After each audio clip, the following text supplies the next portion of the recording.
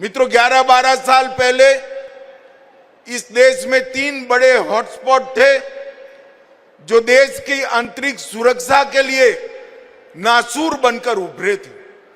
जम्मू कश्मीर, वामपंथी उग्रवाद माओवादी क्षेत्र और हमारा उत्तर पूर्व। और आज तीनों जगह पे कमोबेश शांति स्थापित करने में हमें सफलता मिली है। ये तीनों क्षेत्र एक जमाने में बम धमाके, गोलियां, बंद, ब्लॉकेड और विनाश का दृश्य सृजित करते थे। वही तीनों क्षेत्र आज देश के विकास का ग्रोथ इंजन बनकर समग्र देश के विकास को आगे बढ़ाने का काम कर रहे हैं। ये हमारे लिए बहुत आनंद और गर्व का विषय है।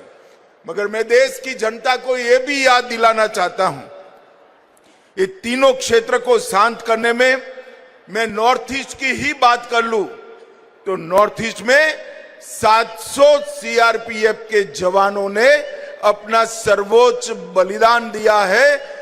उसके कारण आज नॉर्थ ईस्ट में शांति प्रवर्त रही है।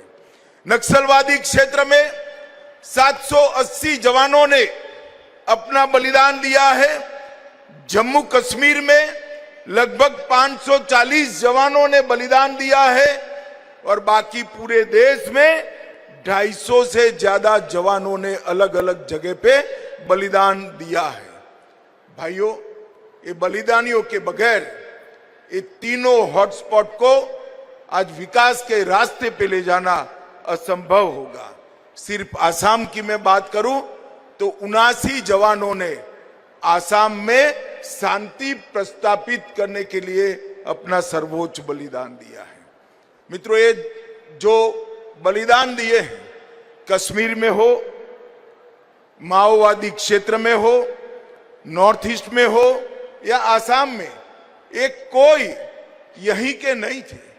देश भर से आए हुए लोगों ने कश्मीर को बचाने के लिए, हमारे आसाम को बचाने के लिए अपना खून बहाया है और देश की एकता के लिए, अखंडता के लिए इससे बड़ी कोई मिसाल नहीं हो सकती है। इनका ये बलिदान सालों सालों तक इतिहास में स्वर्ण अक्षर से अंकित होगा। आज का ये समारोह दूसरी एक दृष्टि से भी बहुत महत्वपूर्ण है। सीआरपीएफ के 86 साल के इतिहास में पहली बार आज सीआरपीएफ का स्थापना दिन का परेड उत्तर पूर्व में हमारे आसाम में मनाया जा रहा है। ये हम सब के लिए, पूरे उत्तर पूर्व के लिए गौरव की बात। 86 साल तक कभी भी उत्तर पूर्व में परेड नहीं मनाया गया। 2019 में हमने निर्णय लिया कि वार्षिक परेड देश के अलग अलग हिस्सों में मनाई जाएगी और आज मुझे बहुत हर्ष और गौरव भी है कि देश के सबसे महत्वपूर्ण हिस्से हमारे नॉर्थ ईस्ट के अंदर सीआरपीएफ की ये शानदार परेड का आज आगमन हुआ है। मेरे सभी भाइयों बहनों से अनुरोध है, जोर से ताली बजाकर सीआरपीएफ के इस निर्णय का हम स्वागत करें।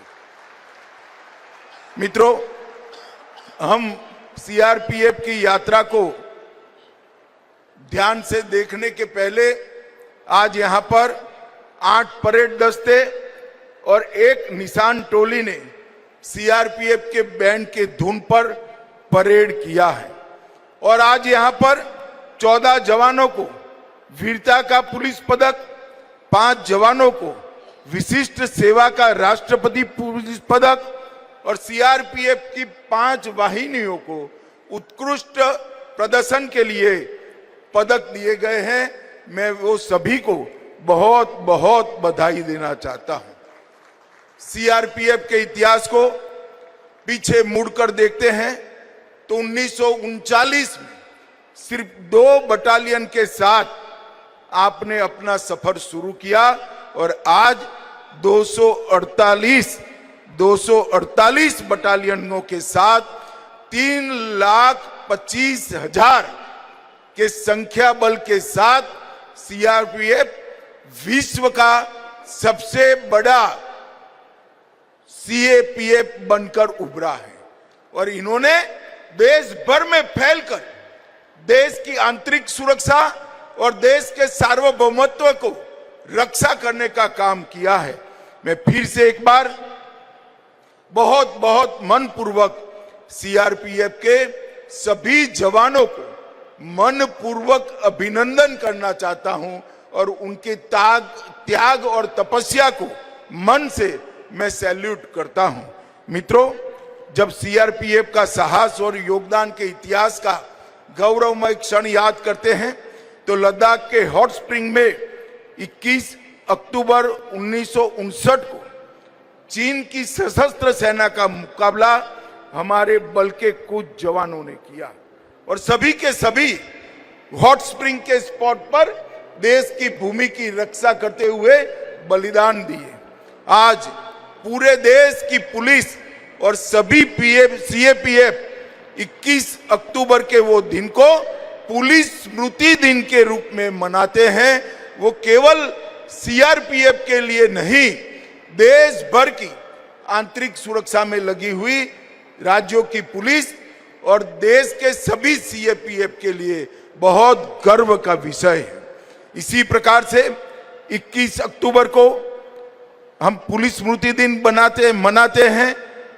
9 अप्रैल को 1965 में कच्छ के रण में सीआरपीएफ ने सरदार पोस्ट पर बहादुरी दिखाते हुए पाकिस्तानी सेना का मुकाबला किया। मगर 9 अप्रैल को भी पूरा देश आज उनके स्मरण में शौर्य दिन के रूप में मनाता है। ये शौर्य दिन और पुलिस स्मृति दिन, ये दोनों महत्वपूर्ण यादगार दिन जो सभी वर्दीधारियों के लिए महत्व है, वो सीआरपीएफ के ही अकाउंट में जाते हैं, आपके पराक्रम को ही एक्नॉलेज करते हैं। ये बहुत बड़ा गर्व का विषय है। कलकत्ता में वामपंथी उग्रवाद का जब 78 पुलिस जवानों का हत्या कर दिया गया तब भी आपने मोर्चा संभाला। संसद भवन पर हमला हुआ तब भी सीआरपीएफ ने ही हमले को नाकाम किया। श्री राम जन्मभूमि पर नाकाम हमला हुआ 2005 में, उसको भी आपने ही नाकाम करने का काम किया। कई ऐसे मौके आए हैं जहां सीआरपीएफ तैनात होने का मतलब है देश के दुश्मन, उनकी विफलता, पराजय सुनिश्चित हो जाती है। आज भी कहीं से भी अशांति का समाचार आता है और कंट्रोल रूम से मुझे समाचार मिलता है कि सीआरपीएफ के जवान पहुंच गए हैं, तो मैं निश्चिंत होकर रात को सो सकता हूं, क्योंकि सीआरपीएफ के जवान कभी विफल नहीं होते हैं, वो परिणाम लेकर ही आते हैं।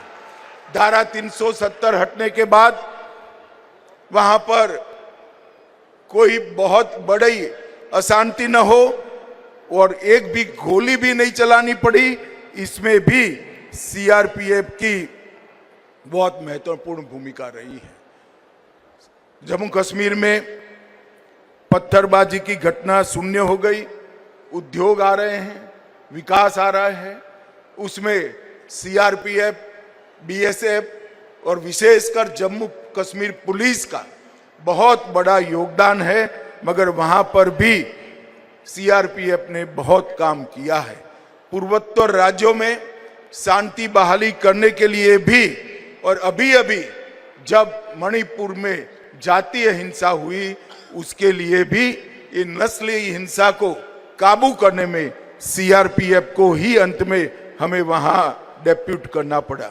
मित्रों, आज मैं देश में चल रहे माओवाद के खिलाफ के अभियान की निश्चित रूप से जिक्र करना चाहता हूं। देश के 12 जिलों, 12 प्रदेशों और अनगिनत जिलों में माओवाद ने एक प्रकार से वहां की जनता को नागचूड़ के अंदर जकड़ कर रखा था। जब भारत सरकार ने तय किया कि ये माओवाद को देश की धरती पर से पूर्णतया नस्यत किया जाएगा, उखाड़ कर फेंक दिया जाएगा, इसमें सबसे महत्वपूर्ण भूमिका कोई एक बल की रही है तो सीआरपीएफ और मेरे कोबरा के जवानों की भूमिका बहुत महत्वपूर्ण रही है।